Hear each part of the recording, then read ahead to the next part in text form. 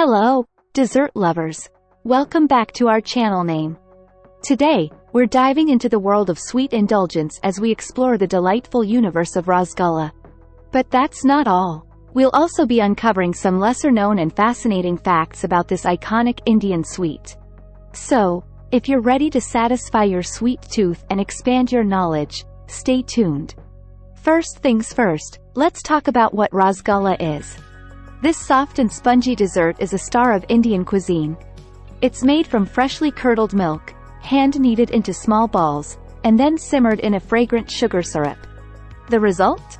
A delectable, melt-in-your-mouth treat that captures the essence of sweetness. But there's more to Rasgulla than meets the eye. Did you know that the name, Rasgulla, is derived from two Sanskrit words, rasa, meaning juice, and gulla, meaning ball. It's a name that perfectly describes the essence of this dessert, juicy and delightful. Rasgulla is more than just a sweet, it's a part of Indian culinary history. Its roots can be traced back to the state of Odisha, where it was first created over 700 years ago.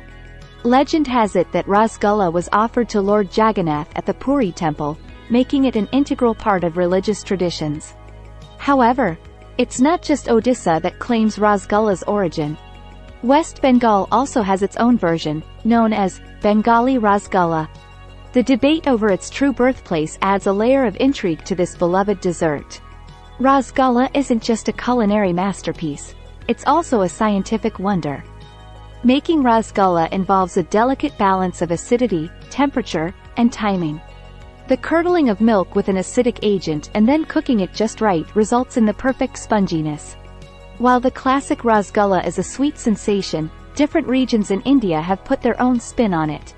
In Kolkata, the Bengali Rasgulla is known for its slightly different texture and unique taste. Exploring these regional variations is like taking a sweet journey through India.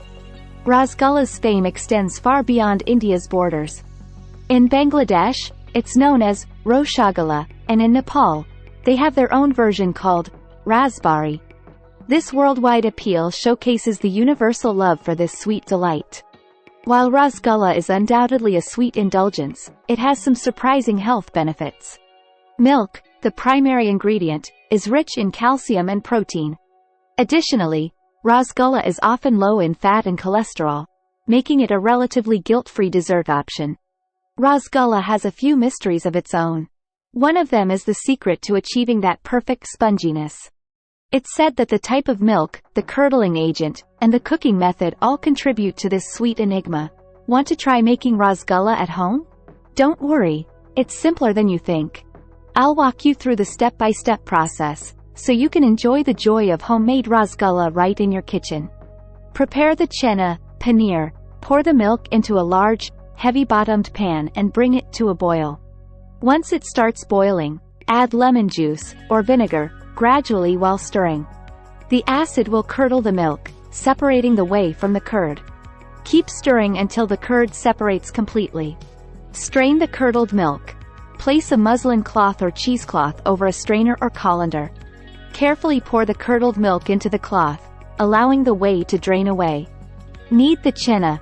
Transfer the chena, paneer, to a clean, dry surface. Knead it well with the heels of your hands until it becomes smooth and no longer grainy. This should take about 5-7 minutes. Shape into balls. Divide the kneaded chena into small, equal-sized portions. Roll each portion into smooth, crack-free balls. These will become your Rasgullas, so make sure they are free from cracks. Prepare the sugar syrup. In a wide, heavy-bottomed pan, combine the sugar and water. Bring the mixture to a boil, stirring until the sugar dissolves completely. Add cardamom powder and saffron strands for flavor, if desired. Cook the Rasgullas. Gently drop the prepared Rasgulla balls into the simmering sugar syrup. Cover the pan with a tight-fitting lid and let it cook on medium heat for about 15-20 minutes. During this time, the Rasgullas will puff up and increase in size. Periodically, gently shake the pan to ensure even cooking, but avoid stirring vigorously, as it may break the Rasgullas. Check for doneness. After 15-20 minutes, turn off the heat and let the Rasgullas sit in the syrup for a few minutes. The rasgullas should have doubled in size, turned spongy, and feel light when touched. If not, you can cook them for a few more minutes. Cool and garnish. Allow the rasgullas to cool in the sugar syrup at room temperature. Garnish with slivers of pistachios or almonds for a lovely presentation. Rasgulla isn't just confined to India and its neighboring countries. It has inspired variations worldwide. In Sri Lanka, you'll find rasakavam, and in Pakistan, they have their own take on it called gulab jamun rasgulla. Rasgulla isn't just a dessert, it's a cultural icon. It's often featured in movies, books, and music, becoming a symbol of celebration and love. Presentation is key when serving rasgulla.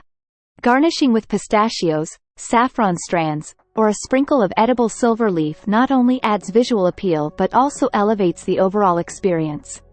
It's the final touch that makes rasgulla even more delightful. Rasgulla's unique sponginess and sweetness are more than just a culinary achievement. They involve science. Experiment with flavors by infusing rasgulla with unique ingredients like rose water, chocolate, or fruit syrups. I hope you enjoyed this exploration of its history, flavors, and cultural significance. If you did, don't forget to like, subscribe, and hit that notification bell to join us for more culinary adventures.